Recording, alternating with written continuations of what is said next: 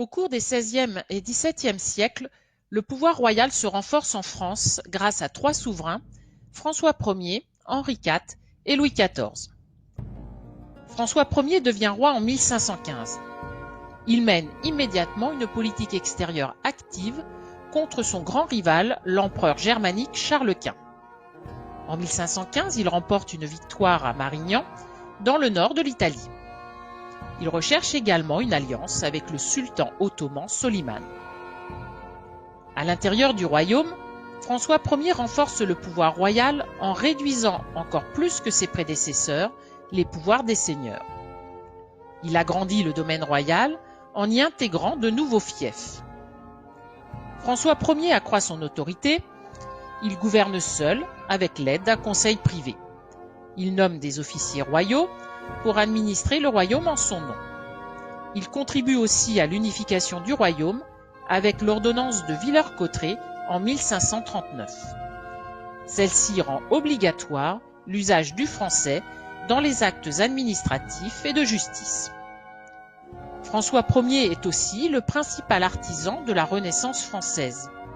Il fait venir à sa cour des artistes italiens et grand mécène, il fait bâtir plusieurs châteaux comme celui de Chambord dans la vallée de la Loire. Durant son règne, François Ier a ainsi jeté les bases de la monarchie absolue en France. Mais à sa mort en 1547, les guerres de religion fragilisent le pouvoir royal et déchirent le royaume pendant plusieurs décennies.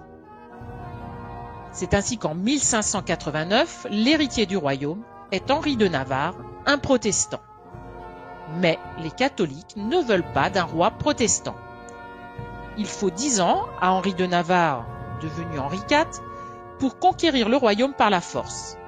Il se convertit au catholicisme et il est finalement sacré roi. Henri IV établit la paix religieuse avec l'édit de Nantes en 1598. Il restaure l'autorité du roi en exigeant de la noblesse une obéissance totale.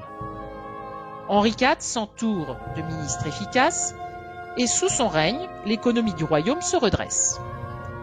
Cependant, en 1610, il est assassiné par Ravaillac, un catholique fanatique qui n'accepte pas la tolérance religieuse dont bénéficient les protestants depuis l'édit de Nantes. S'ouvre alors une période durant laquelle l'autorité royale est souvent contestée.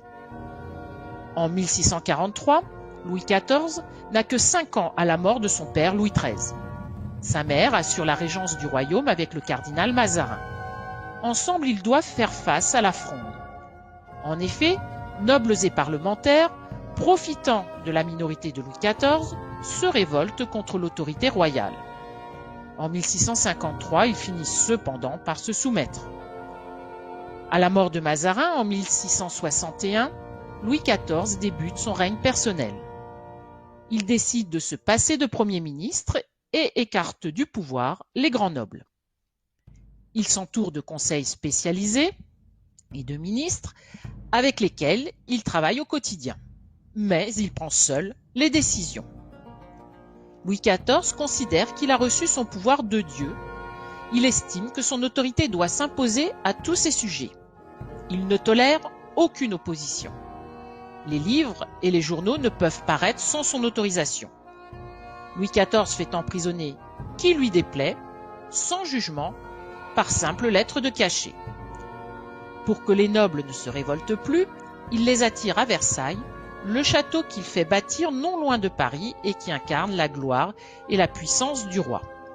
C'est de là qu'il gouverne, entouré de nombreux courtisans. Des intendants le représentent dans les provinces. Roi catholique, Louis XIV veut aussi rétablir l'unité religieuse dans le royaume.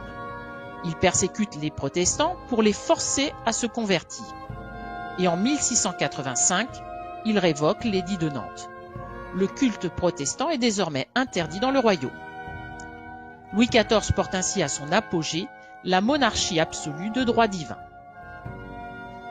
Depuis le XVIe siècle, le pouvoir du roi de France s'est renforcé. Une monarchie absolue de droit divin s'est mise en place.